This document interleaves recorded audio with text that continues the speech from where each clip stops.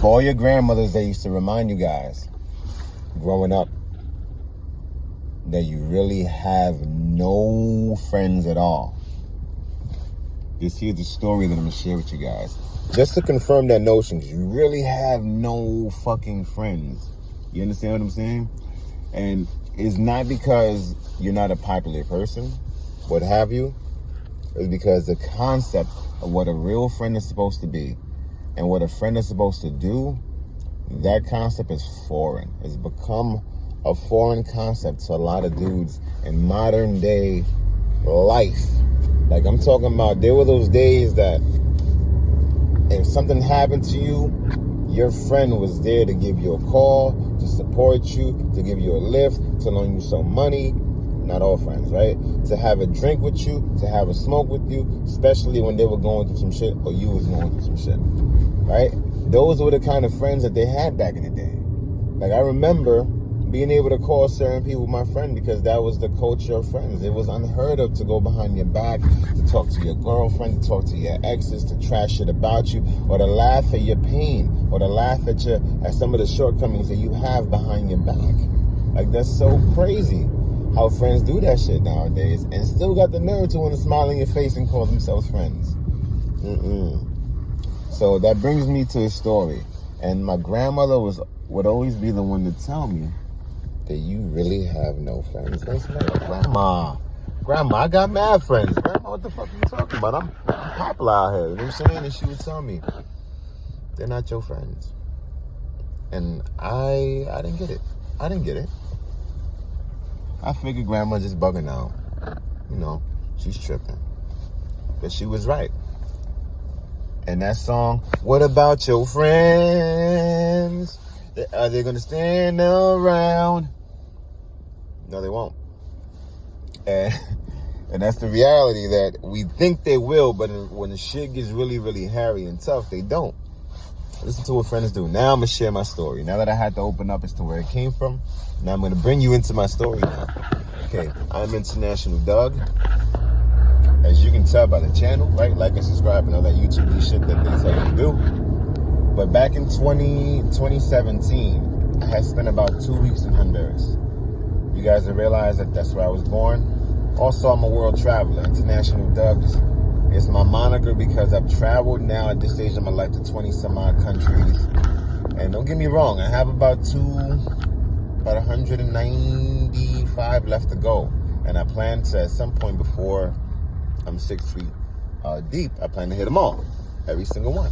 And at least share an experience and bring an experience across to you guys. So right now, modern day times, I'm in New York, right? I'm in between here in New York, and I'm also always, of course, in Honduras. So I try to travel as much as possible, whenever, wherever possible, for the sole purpose of, like I said, sharing an experience with you guys and having an experience while I'm with you, while we're in the same space.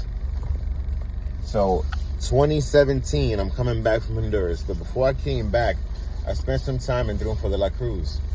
And I want to say that every trip I spend in Honduras, I get a chance to bring back something of a self-reflective experience. And what I saw in Honduras is that nobody was struggling over mortgage. Nobody was struggling over rent. Nobody was losing their minds over what they were going to do this weekend or what they were going to do today. Nobody was losing their minds over anything. Neighbors, yard, nothing. It's such a peaceful situation. And what I thought about was their peace comes from the fact that they own every aspect of their lives. They own their homes. They want fruits, they buy a tree. Whatever comes off that tree, that's what they eat. If you want to go fishing, there goes the sea. And there goes your food from there. So it's always a never-ending dynamic where they can always feed themselves. And that, to me, was divine. I have to be a part of that. I would constantly tell myself, I need to be a part of it. I need to embrace it. I need to go and figure this out or bring this with me back to America in some way, shape, or form. So 2017, when I landed here in JFK, my first thought was, I'm going to buy myself a nice house. I'm going to buy a house. I'm getting myself together and I'm buying myself a place to live.